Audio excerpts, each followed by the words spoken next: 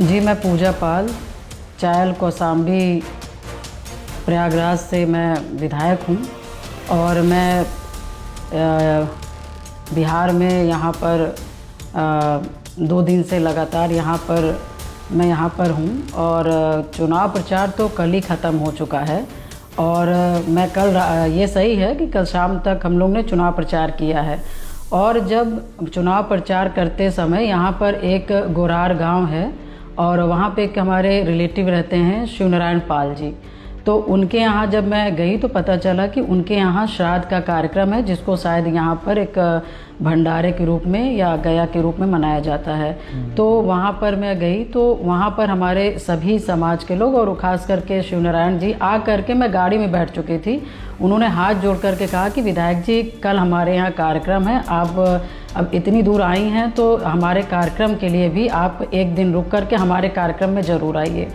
तो इस नाते सिर्फ मैं रुक गई और सिर्फ इसीलिए उस कार्यक्रम के विशेष मैं उस कार्यक्रम के लिए रुक गई, क्योंकि मैं आकर के सोची कि मुझे जाना तो आज ही था, मगर मैंने सोचा, कल ही सोचा कि मैं 2 दिन यहाँ पर मैं लगातार कई दिन कैंपेनिंग की चुनाव का, तो ये चुनाव के लिए मैं रुकी थी। मगर एक दिन मेरा परिवार या मेरे समाज के लोग कह रहे हैं गया प्रसाद का भंडारा के लिए, तो क्या मैं नहीं रुक सकती? तो बस उसके नाते मैं क्या कहते हैं यहाँ पर एक दिन रुक गई और उसके बाद फिर मैं उस कार्यक्रम में सम्मिलित हुई और गई भी वहाँ से। उसके बाद फिर मैं लौट रही थी, उसके बाद फिर कुछ आरजेडी के साफा बांध करके कुछ ऐसे अजीब से लोग वहाँ पर आए और वहाँ पर हम लोगों के साथ हुड़दंगई करने लगे, बदतमीज़ी करने लगे। और उसके बाद फिर हम लोग वहाँ से जब देखे कि वहाँ पे हमारे लोगों के साथ, हमारे प्राइवेट जो लड़के हैं साथ में, उनके साथ बदतमीज़ी कर रहे थे,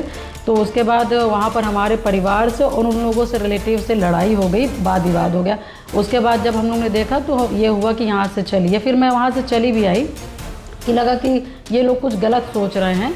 और फिर उसके बाद हम लोग वापस आए तो ये किलोमीटर तक हम लोगों की गाड़ी पीछा करते रहे और एक बारगी एक चौराहे पर और अपने लोगों को सहेज दिए और उसके बाद हमारे गाड़ी को ओवरटेक करके रोक दिए।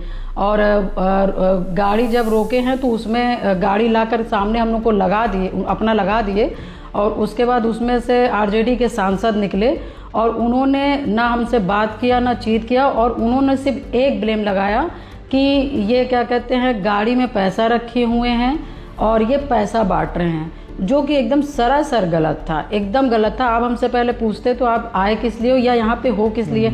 आप मेरे रिश्तेदार से बात कर लेते, मुझसे बात कर लेते। फिर उसके बाद जितना हो सका हमारे जो लड़के हैं, हमारे जो लोग हैं, वो जितने भी 100-200 लोगों को इकट्ठा करके हमारे लड़कों के साथ बदतमीज़ी किए, कहा सुनी किए। उसके बाद हमारे गाड़ियों में जब हम लोग के ऊपर आरोप लगाया गया कि पैसा बांट रही हैं, तो उसके बाद प्रशासन को बुलाए और उसके बाद एक एक बैग खोल करके तलाशी ली गई। उसके बाद सब गाड़ियों की तलाशी ली गई। उसके बाद जो कि कोई पैसा नहीं निकला, कोई वहाँ से एक पंपलेट नहीं निकला, एक पोस्टर बैनर नहीं निकला, कुछ भी नहीं निकला, क्योंकि हम लोग आज जिस मकसद से गए तो वो सिर्फ दावत का था, कोई चुनाव का था ही नहीं। उसके बावजूद भी जिस तरह से आरजेडी के लोगों ने बदतमीज़ी किया, और वो भी खास करके मतलब जो आदमी यहाँ पर आया है सोच समझ करके, एक पिछड़े समाज की जो महिला है, हम जैसी महिला जिसने पूरा जीवन संघर्ष किया हो, वो किसी के साथ क्यों गलत करेगी? सिर्फ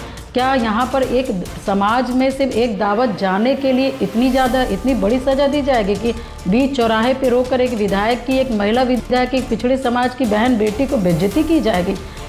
और मैं तो यही कहना चाहूँगी कि जिस तरह से आरजेडी की जो आरजेडी जिस तरह की ये बर्ताव कर रही है, मैं इतना ज़रूर कहना चाहूँगी कि 11 नवंबर को, आने वाले 11 नवंबर को मेरे पाल समाज के भाइयों, आपसे विनती है कि जिस तरह से आपके बहन बेटी पूजा पाल को इन लोगों ने सड़क पे रुकवा करके जिस तरह से बदतमीजी की है, उसका आप सब लोग को बदला लेना और 11 नवंबर को अपना एक वोट यहाँ पर जो एनडीए के प्रत्याशी खड़े हैं उनको दे करके इनको सबक सिखाने का काम कीजिएगा और अपनी बहन का बदला लेने का काम कीजिएगा। और बीच में आरजेडी के जो सांसद हैं उनका ये आरोप है कि हमारे जो गनर हैं उन्होंने कहा है कि गोली मार दो, तो ये सरासर गलत है।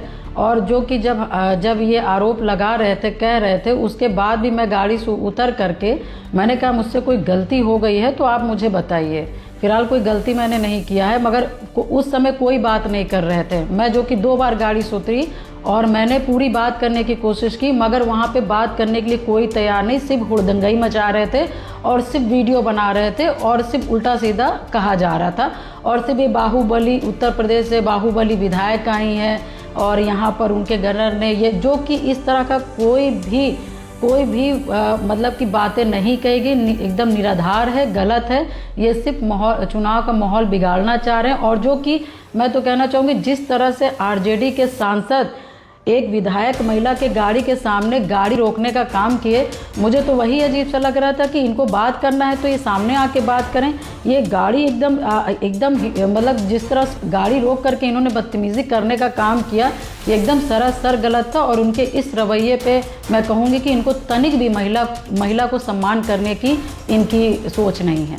ये वीडियो पाल समाज के सम्मान, अधिकार और भविष्य से जुड़ा है।